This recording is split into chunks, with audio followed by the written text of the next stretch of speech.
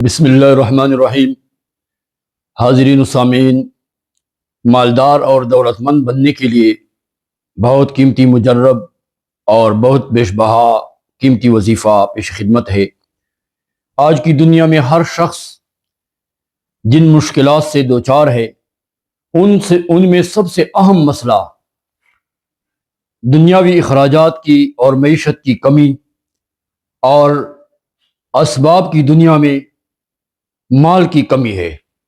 ہر بندہ بے برکتی کا شکار ہے، اور ایسا شکوہ بزبان زد عام ہے کہ کسی کو بھی الحمد اور شکر کرتے نہیں دیکھو گے۔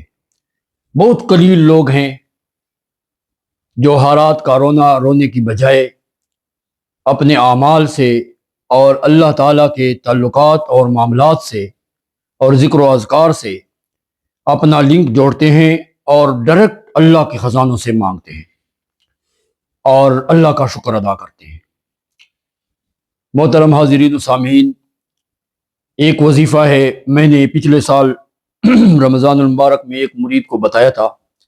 وہ تنگ دستی کا شکار تھا، بہت مفلوک حال اور ناتواں، اور انکم میں بہت کمزور تھا۔ کسی زمانے میں بہت سرمایہ دار اور جائیداد کا مالک تھا، لیکن اس کے اوپر حالات ایسے آ گئے تھے کہ دیوالیہ ہو چکا تھا۔ لوگوں پہ قرضے تھے، ادا کرنے کا کوئی نام نہ لے۔ بڑا مال پڑا ہوا ہے تجارتی، لیکن کوئی خریدنے کے لیے تیار نہیں۔ پراپرٹی ہے لیکن آدھی قیمت پہ بھی کوئی لینے کے لیے تیار نہیں۔ تو میں نے ان کو یہ وظیفہ بتایا تھا، تو اللہ تعالیٰ نے اس کی ایسی غیبی مدد فرمائی کہ اس کے تمام قرضے ادا ہو گئے اور اس کی رونق بحال ہو گئی اور دوبارہ اس پر بہار آ گئی۔ میرا شکریہ ادا کرنے کے لیے بہت دور سے سفر کر کے حاضر ہوا، اور اس نے اس دعا کا کرشمہ اور کرامت مجھے اپنی زبان سے بتائی۔ اور یہ دعا حقیقت میں ایک صحابی جس کا نام بدر تھا اس سے روایت ہے۔ مسجد نبوی میں پریشان حال ہے، اللہ اللہ کر رہا ہے۔ پیغمبر علیہ السلام نے فرمایا، اے بدر، میں آپ کو پریشان حال دیکھ رہا ہوں، آپ کیوں غمگین ہیں؟ تو اس صحابی نے کہا، یا رسول اللہ صلی اللہ علیہ وآلہ وسلم، میں بہت تنگ دست ہو گیا ہوں، میرے پاس بچوں کا پیٹ پالنے کے لیے کوئی وسائل نہیں۔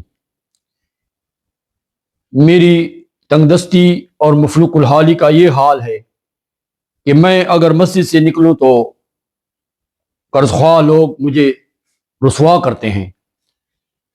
تو آقا نامدار صلی اللہ علیہ وآلہ وسلم نے دو لفظ بتائے اور فرمائے، یہ آپ صبح کے وقت 7 مرتبہ پڑھ لیا کریں۔ یہ لمبے چوڑے وظیفے اور بڑی بڑی صورتیں اور بڑے بڑے اشراق اور اوابین اور چاشت اور صلاۃ التوبہ اور صلاۃ التسبیح، یہ وظائف لوگوں سے نہیں ہوتے۔ اگر کسی سے کہو کہ آپ مکافات عمل کی وجہ سے یا حرام کھانے کی وجہ سے یا مشکوک انکم کی وجہ سے بے برکتی کا شکار ہو اور اللہ تعالیٰ کی ناراضگی اور لعنت کے کام میں ملوث ہو، اس لیے توبہ کرو اور حلال کماؤ، تو لوگ ناراض ہو جاتے ہیں۔ نماز کی دعوت دو کہ فرض نماز نہ چھوٹے، چاہے مرد ہو یا عورت، نماز کی ادائیگی نہیں کریں گے۔ تو میرے دوستو، میری ماؤں بہنوں، ہماری روزی میں برکت کہاں سے آئے گی جب اللہ تعالیٰ کا فریضہ سر انجام نہ دیں، اللہ تعالیٰ کے سامنے سجدہ نہ ٹیکیں؟ اور ایک ہی سجدے کا انکاری تو وہ ہوا تھا جس نے کہا تھا انا خیر منہ، میں انسان سے بہتر ہوں، میں اس کا سجدہ کروں؟ تو اللہ تعالیٰ نے ایک سجدے کے انکار پر اس کو مردود قرار دے دیا۔ اگر رب تعالیٰ کا غصہ جوش میں آیا اور ہمیں دھتکار دیا کہ صحت مند اور توانا تندرست ہونے کے باوجود ہم عبادت سے محروم رہیں، میٹھی نیند میں غرق رہیں اور مسجد جانے کی زحمت نہ اٹھائیں، باجماعت نماز تو چھوڑو گھروں میں نہ پڑھیں، تو ہم سے بڑا بدقسمت اور محروم کوئی نہیں۔ تو اس لیے سب سے پہلے نماز کی ادائیگی کرو، فرض نماز نہ چھوٹے۔ دوسرے نمبر پر صلہ رحمی کی کوشش کرو، تمہارے معاملات رشتہ داروں کے ساتھ ٹھیک ہوں، کوئی رشتہ دار تم سے ناراض نہ ہو، کیونکہ 3 بندوں کی نماز ایک بارش بھی آسمان کی طرف اوپر نہیں جاتی۔ حدیث کے الفاظ ہیں، سب سے پہلے اس عورت کی نماز جس سے خاوند ناراض ہو، دوسرے نمبر پر بگوڑا غلام جب تک آقا کے واپس نہ آ جائے، آقا کے پاس واپس نہ آ جائے، اور تیسرے نمبر پر جس کے دل میں مسلمان کے لیے رنجش یا کینہ ہو۔ تو مسلمان کے ساتھ ہمارا کینہ اور بغض یا دعا سلام ختم ہو تو ہماری نماز قبولیت تک پہنچ سکتی ہے، ہماری دعا اللہ پوری کرے گا، اللہ تعالی ہماری مشکل کشائی فرمائیں گے، بے نمازی کی دعا قبول نہیں ہوتی۔ اور محبوب سبحانی قطب ربانی شیخ عبد القادر جیلانی رحمۃ اللہ علیہ فرمایا کرتے تھے کہ بے نمازی کو مسلمانوں کے قبرستان میں دفن نہ کرو، غیر مسلموں کے قبرستان میں یا جنگل میں دفن کرو، کیونکہ اس کی سزا اور قبر کا عذاب اس کو یقینی ہے، اور اس سے خام خواہ میں مسلمانوں کو اذیت ہوگی۔ تو وہ کلمات آپ کو بتاتا چلوں، حضور پاک صلی اللہ علیہ وسلم نے فرمایا، اے بدر، یہ الفاظ صبح 7 مرتبہ نماز کے بعد پڑھ لیا کرو۔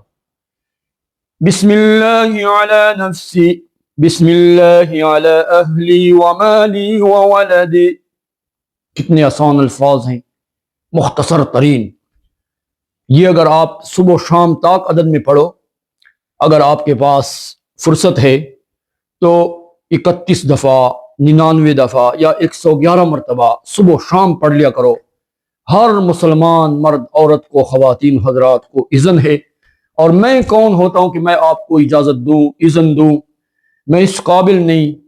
میرے پاک پیغمبر صلی اللہ علیہ وسلم، فدا ہو ابوی و امی، میرے ماں باپ اس پہ قربان، انہوں نے امت مسلمہ کو اجازت دی ہے۔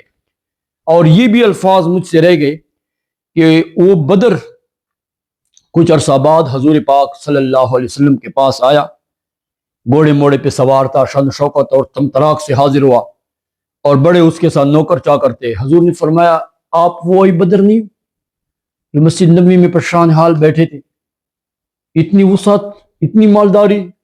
تو وہ ہنسا اور کہنے لگا، یا رسول اللہ، میرے ماں باپ آپ پہ قربان ہوں، جب سے آپ نے مجھے وہ دعا سکھائی ہے، اس دعا کی بدولت مدینے کے 60 اور مالدار لوگوں میں میں شامل ہو گیا ہوں۔ تو حضور نے صدقے کی تلقین فرمائی، اے بدر، مال دولت کے بارے میں اللہ تم سے حساب کرے گا، اللہ کے راستے میں خرچ کیا کر۔ تو یہ بات سمجھ میں آئی کہ صدقے سے بھی مال میں برکت آتی ہے، اضافہ ہوتا ہے، مال گھٹتا نہیں بڑھتا ہے۔ تو یہ وظیفہ جب آپ پڑھیں گے تو اللہ تعالیٰ آپ کی تنگدستی خوشحالی میں، آپ کی پریشانی خوشی میں، اور آپ کی خزاں بہار میں تبدیل فرمائیں گے۔ وآخر دعوانا ان الحمد للہ رب العالمین۔